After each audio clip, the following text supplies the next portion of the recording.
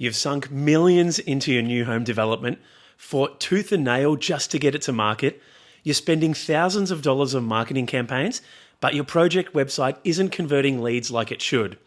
Today, I'm revealing the 7 deadly new home website lead gen sins, which could be costing you millions in sales, and exactly how to fix them. Let's start by looking at some real-world split test data that illustrates why it's so important to get a high conversion rate if you want to generate a lot of leads for your project. So in this split test, our partners sent out an EDM or an email marketing campaign to the email subscribers at one of the property portals in Australia. So these are property seekers looking for new homes in the local area. So, a pretty good audience to go to. In this split test, they did a 50-50 split. 50% of the emails had a link to their standard project website, and 50% had a link to our direct response style conversion funnel. And here are the results. The conversion funnel converted 238% more leads from the same amount of traffic from the same list.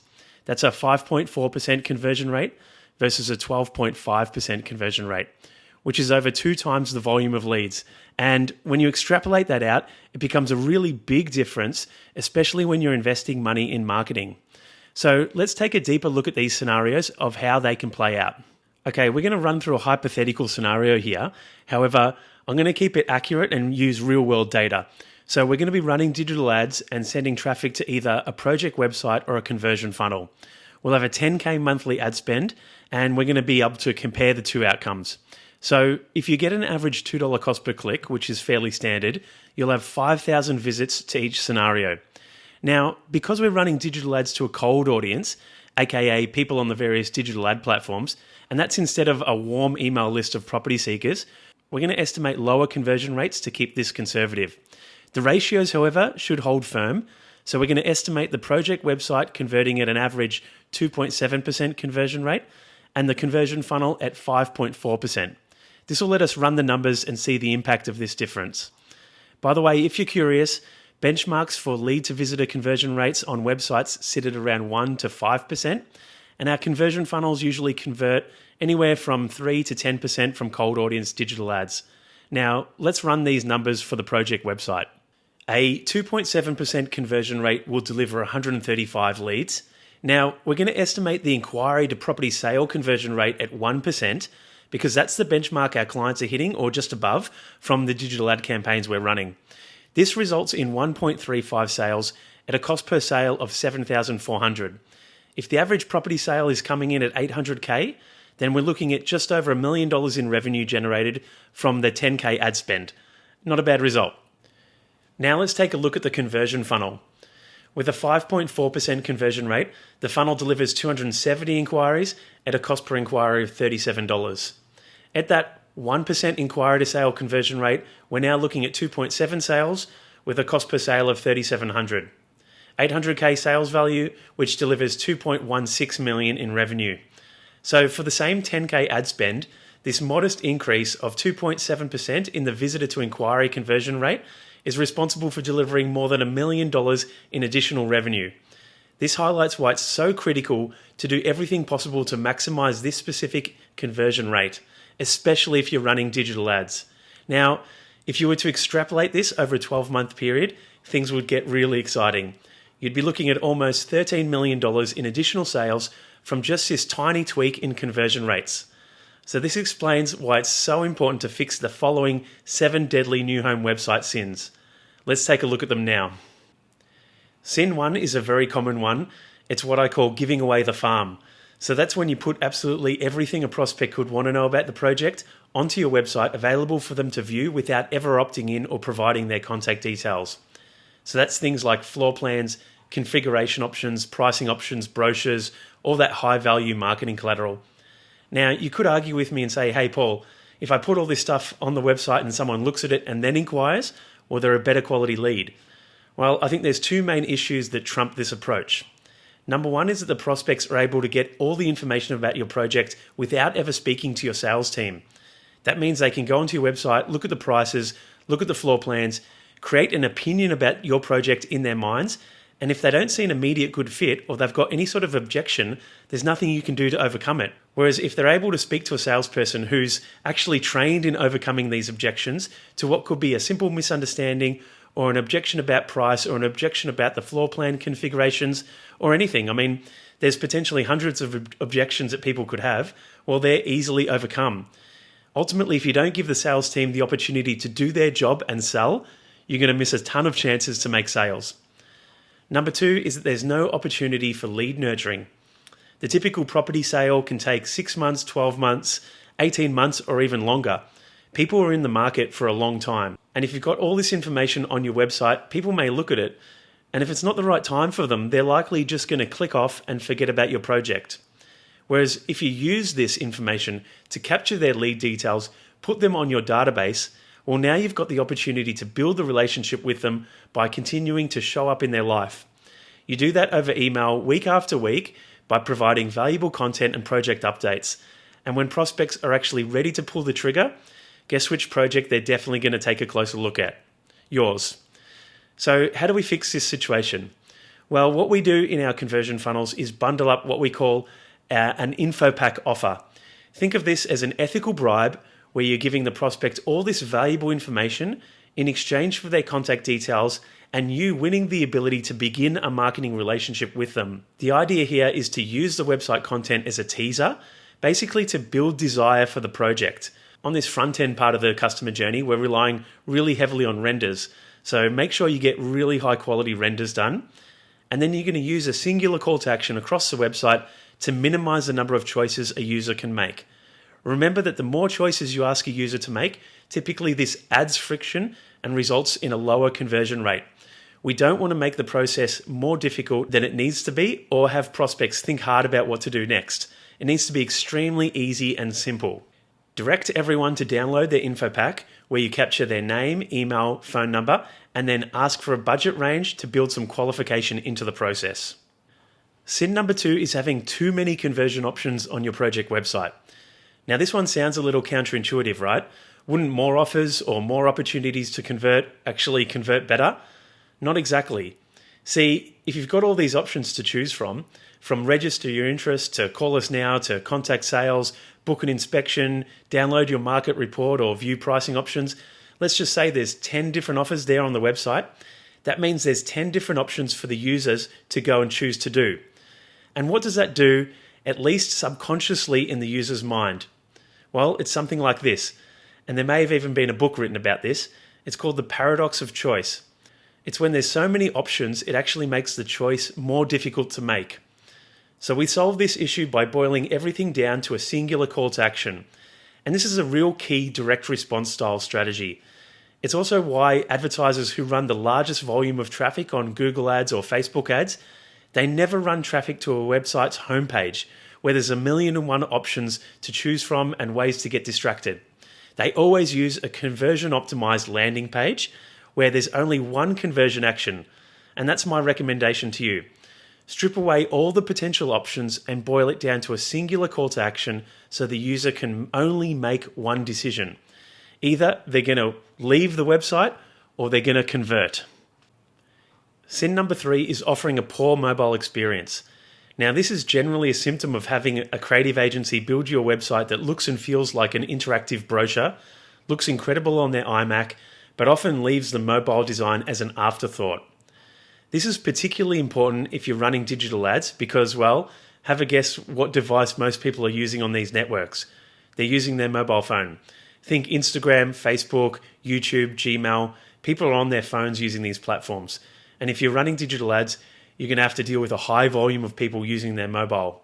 So that's why for every new home project we run ads for, we build a specific mobile site for the project that looks and feels like a premium mobile app. Now, you might have heard that mobile design is important, but you may not be aware of how important it really is. So I've got some data for you. We looked at the last 10,000 inquiries that came through across all of our clients, just to see the volume of inquiries that came through mobile phone users. Do you want to have a guess? 92.8% of inquiries came through mobile phone users. So with more than 9 out of 10 prospects using their mobile phone, you really have to have a mobile-first experience. Here's some of the common issues we see when you have a website designed for desktop and then mobile optimized as an afterthought. It can often result in difficult to read text. Text is shrunk too small.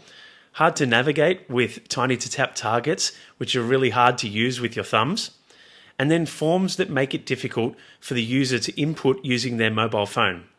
What you really need to do is have a mobile first design and make it easy for people using their thumbs to navigate around the site, which is why in this design you've got a big call to action button that's persistent across the whole experience.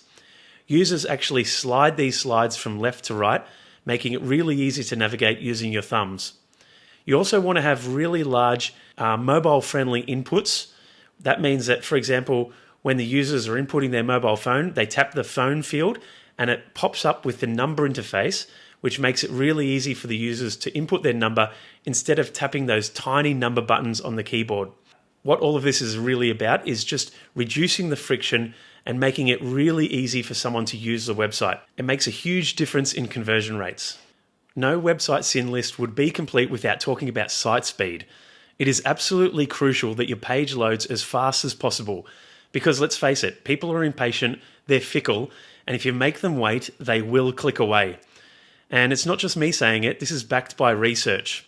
Here's research from Google that found that if you make people who are using mobile phones, remember that's around 90% or more of people if you're running digital ads, wait for more than 3 seconds for the page to load, you lose up to half of them. That's half of the ad spend gone. Let's say you're spending $10K a month on ads, that's $5K burned if your page loads in more than 3 seconds. Amazon found that every millisecond delay on a page load costs them 1% in sales.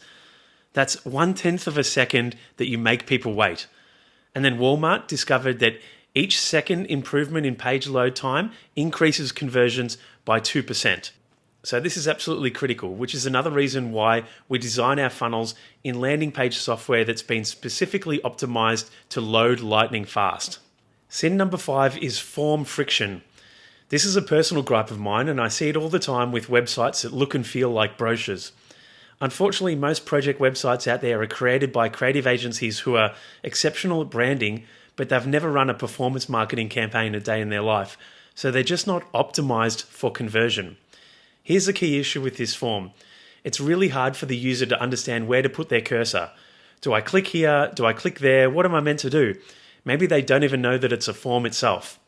You need to use design in a way that makes it easy for the user to see what they need to do next. That means having a strong background color and form fields that are a different color so they stand out. Remember, we want to make it really intuitively easy for the user to see where they need to click. On this front-end conversion form, it's best practice to minimize the number of fields that you collect. That's simply because bigger forms look more intimidating. Generally, the more information you ask for, usually the lower the conversion rate on the form. And lastly, you absolutely need the button to clearly stand out. You should be able to stand 5 feet back from the screen and then clearly see what you need to do next, which is click on that big button. So this button needs to be big, bold, and large, and in an opposite color that really stands out. Why is this important? It's because a typical prospect is juggling phone calls, they've got kids yapping at their heels, they're stressed out about their day. They don't need any additional friction trying to figure out how to use your website. You need to make things as friction-free as possible. Think of it like a greased chute. People should slide down and just convert as quickly and as easily as possible. Sin number 6 is not having conversion tracking on your website or conversion funnel. Now, I think it was a quote from Peter Drucker, "You can't improve what you don't measure." It's really important to be tracking the key conversion actions. So a conversion action in the eyes of the ad networks is basically an action that the user takes on your website that's really valuable to your business. Generally, in the context of running lead gen campaigns, that's a lead submission. This is why when we run digital ads, we send this information from the ad networks to our funnel, and then we use hidden fields on the form to capture this info from the ad networks. This lets us know for each of the inquiries that comes through, the exact source of the inquiry, the campaign that it came from, even down to a unique click ID.